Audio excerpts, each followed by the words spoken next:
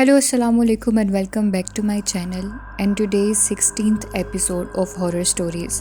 اور ہماری آج کی کہانی کا نام ہے کالی زبان.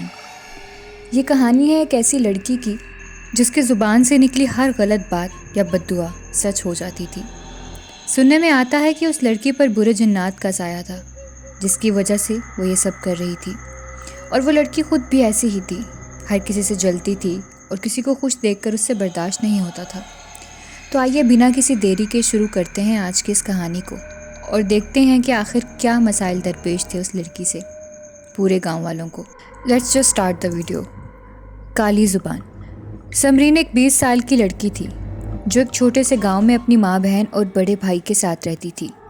سمرین کے باپ کو گزرے ہوئے تقریباً 3 سال ہو گئے تھے اور گاؤں کے لوگوں کا یہ ماننا ہے کہ سمرین نے ہی اپنے باپ کو مارا ہے، کیونکہ ان کا ماننا ہے کہ سمرین ایک کالی زبان والی لڑکی ہے.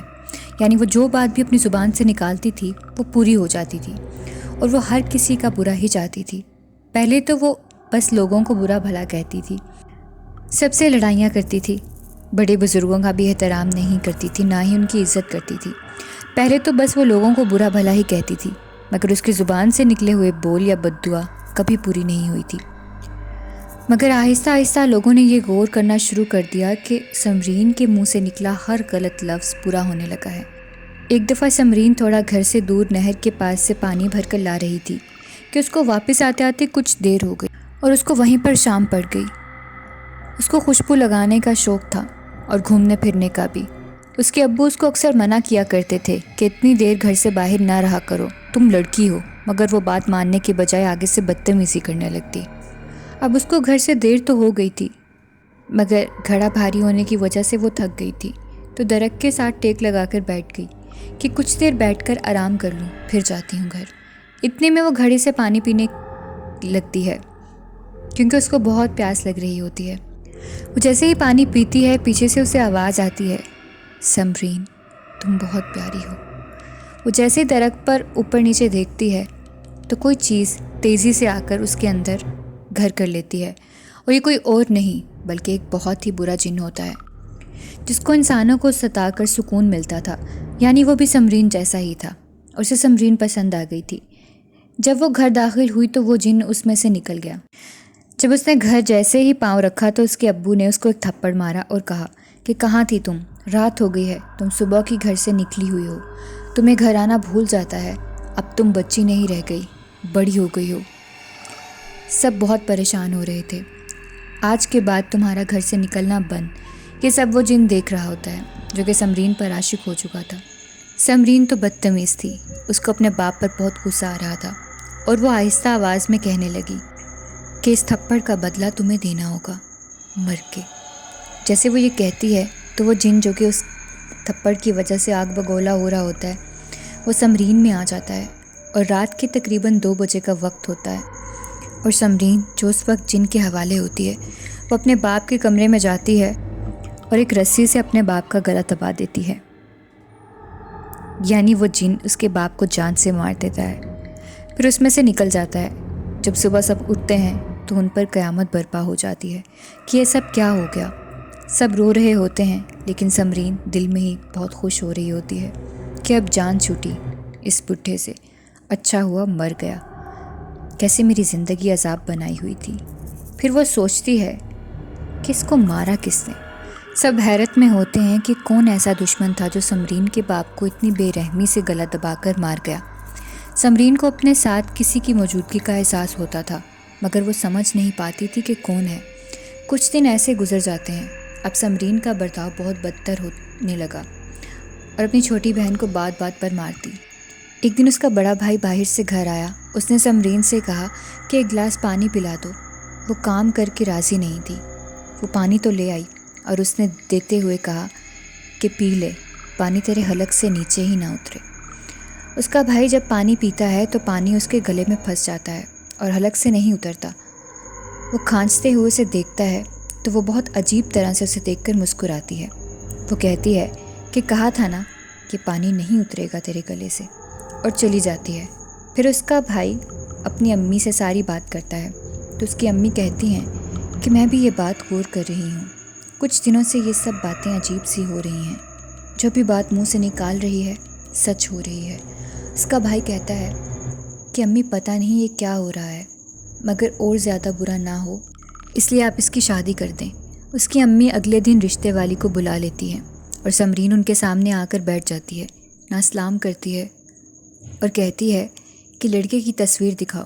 جب وہ دکھاتی ہیں تو اس کو لڑکا پسند نہیں آتا، تو وہ غصے میں آ جاتی ہے اور اسے بددعائیں دینے لگتی ہے اور برا بھلا کہتی ہے۔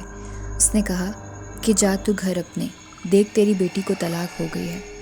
تو وہ عورت غصہ کر کے بولتی ہے کہ بہن اپنی بیٹی کو کچھ تمیز سکھائیں، اس کے منہ میں جو آتا ہے بول دیتی ہے، بدتمیز ہو تم۔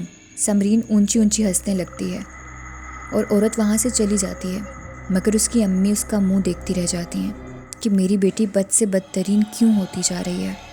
تقریباً 1 گھنٹے کے بعد اسی رشتہ کروانے والی عورت کا فون آتا ہے اور وہ رو رو کر کہہ رہی ہوتی ہے کہ آپ کی بیٹی نے بددعا دی تو میری بیٹی کو طلاق ہو گئی، وہ گھر آ گئی ہے۔ آپ کی بیٹی سچ کہہ رہی تھی، مگر اس کو یہ سب کیسے پتہ؟ آپ کی بیٹی ایک شیطان صفت لڑکی ہے، وہ کالی زبان والی ہے، وہ کبھی خوش نہیں رہے گی، میری بھی بددعا ہے اس کو، ایسے ہی طلاق ہوگی۔ ماں تو ماں ہوتی ہے۔ یہ بات سن کر سمرین کی ماں ڈر جاتی ہے اور سوچتی ہے کہ وہ کیسے اس کی شادی کروائے، اس نے تو رشتے والی کو بھی بھگا دیا ہے۔ اتنے میں کچھ دن گزرنے کے بعد سمرین کی امی کی سائڈ سے کچھ دور کے رشتے دار اس کا رشتہ لے کر آتے ہیں۔ اب سمرین کی ماں ڈر جاتی ہے کہ سمرین سب کے سامنے آ کر بےزتی نہ کرنے لگ جائے، ورنہ میری کیا عزت رہ جائے گی سب کے سامنے۔ وہ دعا ہی کر رہی ہوتی ہیں کہ اتنے میں سمرین کمرے سے باہر جھانک کر دیکھتی ہے۔ جب اس کی نظر اس لڑکے پر پڑتی ہے تو اس کو وہ بہت پسند آتا ہے اور وہ سوچ لیتی ہے کہ وہ اسی سے شادی کرے گی اور اس رشتے کو ہاں کر دے گی۔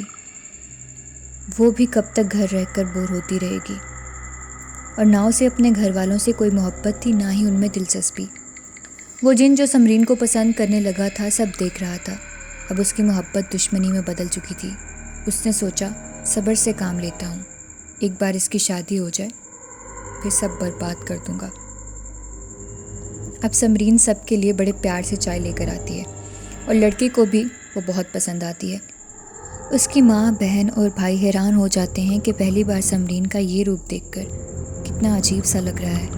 وہ خوش بھی ہوتے ہیں کہ اللہ کا شکر ہے کہ یہ سمجھ گئی ہے اور ہماری عزت رکھ لی، شادی کر کے جائے اپنے گھر، ہمیں بھی کچھ سکون آئے۔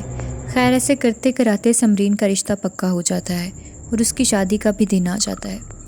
وہ دلہن بنی خود کو دیکھ رہی ہوتی ہے کہ اس کو کسی کی موجودگی کا احساس ہوتا ہے۔ اتنے میں اس کی بارات آ جاتی ہے تو وہ اتنی خوش ہوتی ہے کہ سب کچھ اگنور کر دیتی ہے۔ وہ شادی کر کے اپنے سسرال آ جاتی ہے۔ اب وہ بہت خوش رہنے لگتی ہے۔ شادی کے بعد شروع کے دن ہوتے ہیں، وہ اپنے سسرال والوں کے ساتھ بھی بہت اچھے سے پیش آتی ہے، لیکن جیسے جیسے دن گزرتے جا رہے تھے سمرین کا رویہ بھی برا ہوتا جا رہا تھا۔ وہ اپنی ساس کے ساتھ اور باقی گھر والوں کے ساتھ بہت بدتمیزی سے پیش آتی تھی۔ سب اس کے بدلتے ہوئے رویے سے بہت پریشان تھے۔ Do you want to know کہ آگے کیا ہوا؟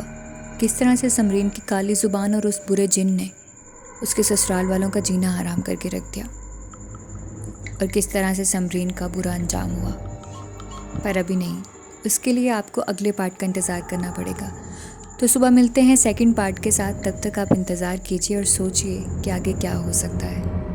ملتے ہیں دوبارہ سیکنڈ پارٹ کے ساتھ، تب تک کے لیے دیجیے اجازت۔ اور ہاں، wait a second, make sure you subscribe my channel and hit the bell icon, تاکہ آپ کو میری ساری اپڈیٹس چینل کی ملتی رہیں۔ میں اپنے چینل کے اوپر روز ایک نئی سٹوری اور شارٹس ڈالتی ہوں، تو make sure you subscribe the channel if you like horror content. ملتے ہیں صبح سیکنڈ پارٹ کے ساتھ۔ خدا حافظ۔